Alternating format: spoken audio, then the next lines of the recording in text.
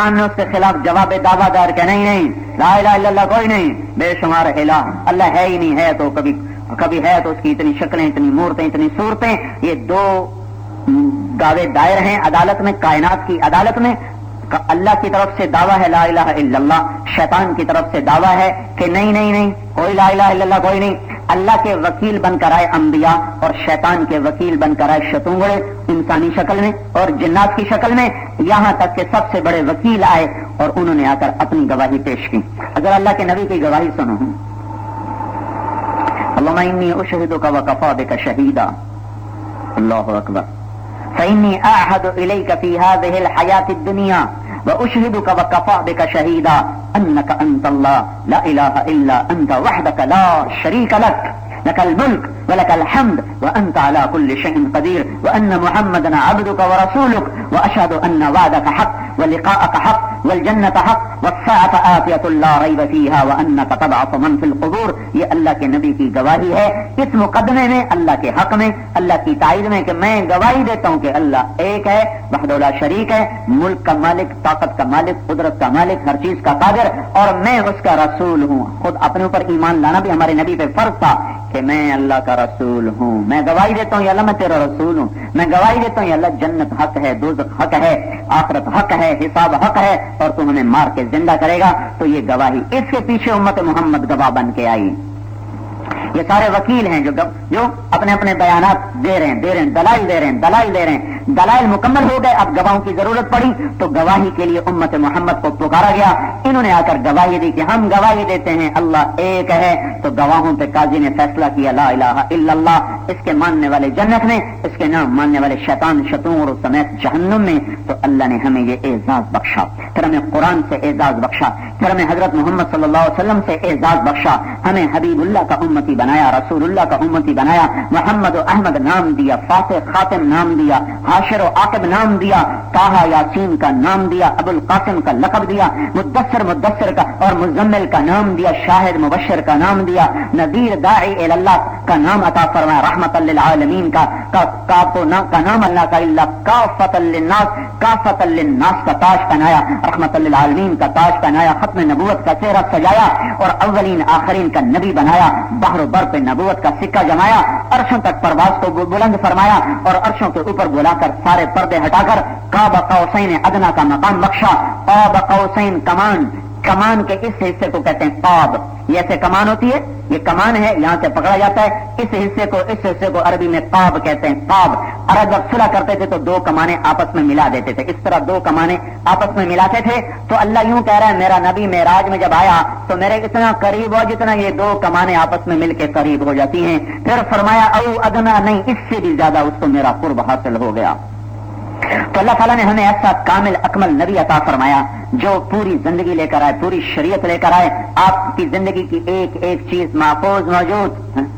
عجیب بات، آپ کے امام، آپ کا ایک امامہ تھا جو آپ نے حضرت علی کو پہنایا، اس امامے کا نام تھا صحاب. آپ کا جوتا مبارک اس کا نام تھا تاسوما. اور آپ کی بکریاں جن کا دودھ دو کے گھر پہنچایا جاتا تھا، ایک کا نام تھا عجوا، ایک کا سکیا، ایک کا زمزم، ایک کا برکہ، ایک کا ورثہ، ایک کا نام اطلال، ایک کا نام اطراف، ایک کا نام قمرا، ایک کا نام غیثہ. اس میں 10واں بکرا تھا، اس کا نام تھا یمن. اس کو چرانے والی تھی ام ایمن، اور شام کو دودھ نکال کے حضور کے گھر پہنچاتی تھی. ان میں آپ کی بکری جو قمرا تھی وہ آپ کی زندگی میں مر گئی. یہ اتنی تفصیل ہمارے نبی کی اللہ تعالیٰ نے محفوظ کر کے لکھوا دی ہے. آپ کے سواریوں میں استعمال ہونے والے میں 4 اونٹنیاں تھی، ایک ازبا، ایک شہبا، ایک جدعا، ایک قصوا. گدے تھے، ایک کا نام عسیر، ایک کا نام یافور. خچر تھے، ایک کا نام دلدل، ایک کا نام فضہ.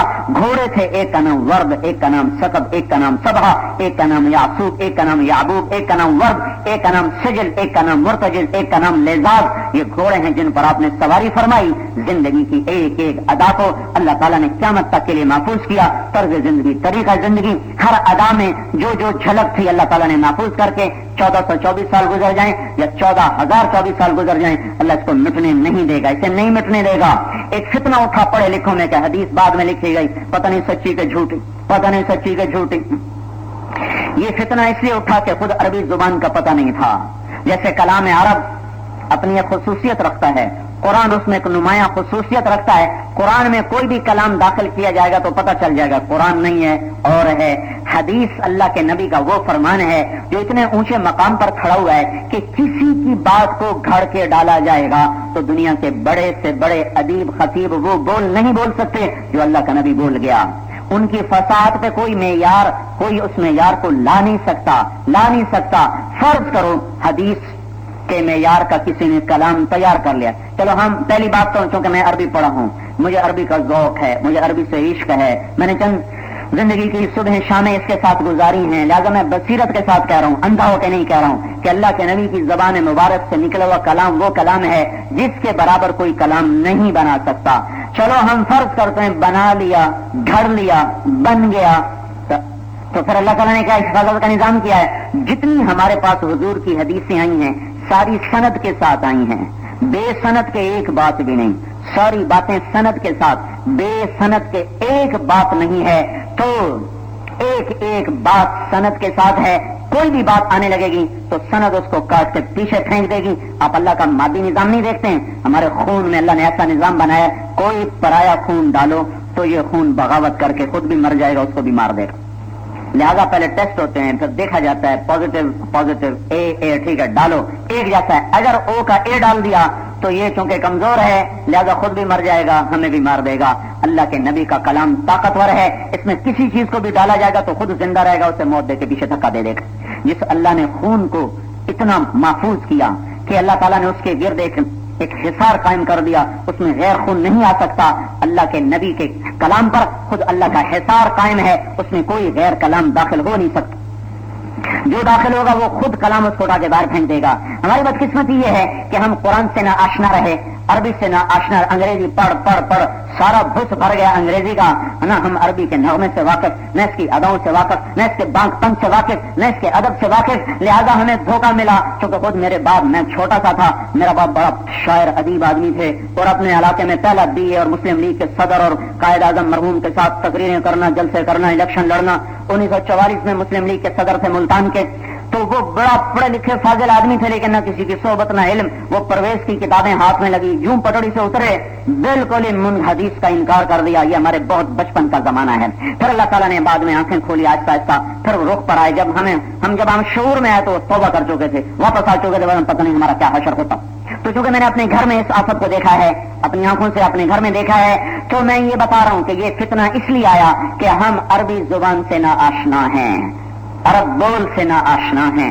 اللہ کا نبی کس معیار پہ بول رہا ہے یہ کوئی معیار بنا نہیں سکتا. اچھا بھی بنا لیا، زید عمر نے بنا لیا، ٹھیک ہے بنا لیا بھائی، اب اس کو ذرا داخل تو کرو، اس کو حدیث میں داخل تو کرو. داخل کہاں سے کرو گے؟ آگے تو حصار میرے اللہ کا ہے، جو چیز آئے گی نکل کے باہر چلی جائے گی. کیونکہ ساری حدیثیں ہمارے پاس سند سے آئی ہیں. یہ PhD کی کتابیں نہیں، یہ فزکس کیمسٹری کی کتابیں نہیں. نہ لکھنے والے کا پتہ، نہ پڑھانے والے کا پتہ، نہ پڑھنے والوں کا پتہ، کس نے لکھی، کب لکھی. ہر 10 سال کے بعد تو سارا لٹریچر تبدیل ہو جاتا ہے. دیکھتے نہیں ہو نصاب کے کیا جھگڑے چل رہے. یہ انسانی کلام ہے، انسانی باتیں ہیں، رد و بدل، ترمیم، تعریف، تبدیل، یہ سب ہے. اللہ کا کلام ناقابل تبدیل و تعریف. میرے محبوب کی حدیث پاک ناقابل تبدیل و تعریف. ہم تک حدیث کتابوں سے صرف نہیں، سند و واسطے سے آئی. مجھے محمد عبداللہ سے ملی، انہوں نے خیر محمد سے لیا، انہوں نے انور شاہ سے لیا، انہوں نے محمود الحسن سے لیا، انہوں نے محمد قاسم سے لیا، انہوں نے آگے عبد الغنی مجددی سے لیا، انہوں نے شاہ اسحاق سے، انہوں نے شاہ عبد العزیز سے، انہوں نے شاہ ولی اللہ سے، انہوں نے ابو طاہر مدنی سے، انہوں نے ابراہیم کردی سے، انہوں نے احمد القشاشی سے، انہوں نے ابو المواہب شناری سے،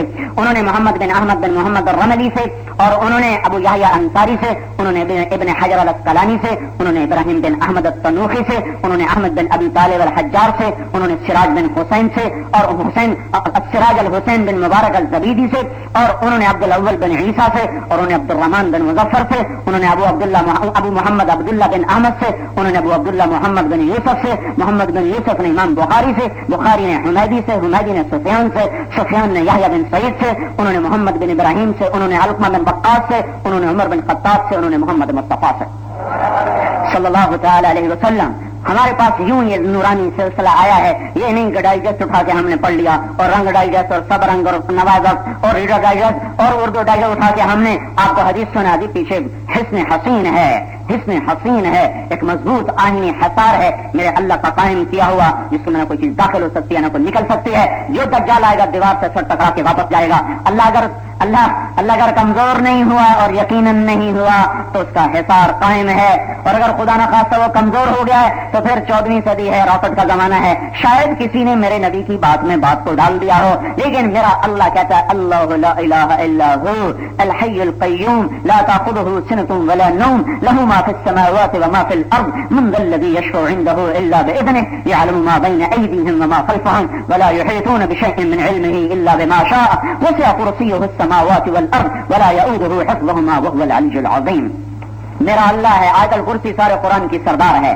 یوں حدیث میں آتا ہے سارے آسمانی کلاموں کا سردار قرآن کی سردار سورہ بقرہ کی سردار آیت الکرسی ہے جو اللہ اللہ بولتی ہے. اللہ اللہ اللہ اللہ اللہ اللہ اللہ سے شروع ہو کر العلی العظیم پر ختم ہو رہی ہے. اس میں 17 دفعہ اللہ کا نام آتا ہے. 17 دفعہ اللہ کا نام آتا ہے. اشاروں کو گن کر، صرف اللہ نام نہیں، اشاروں اور ضمائر کو گن کر 17 دفعہ اللہ اللہ اللہ اللہ. اگر اللہ وہ اللہ ہے جو آیت الکرسی والا ہے، اور وہی ہے اللہ کی قسم وہی ہے، کوئی اور نہیں، تو وہ زندہ ہے، قائم ہے، حیون ہے، ابدی ہے، سرمدی ہے، ازلی ہے، جاگتا ہے، سویا نہیں. وہ جاگتا ہے، بیدار ہے، غافل نہیں، عاجز نہیں، تھکا نہیں، اونگا نہیں، گھبرایا نہیں، اور وہ اس سے کوئی چیز نہا نہیں، کوئی پوشیدہ نہیں، وہ قائم دائم ابدی. اگر وہ ہے اور وہی ہے تو میرے نبی کا کلام بھی ہے اور وہی ہے. اس میں کسی دجال نے کچھ نہیں ملایا.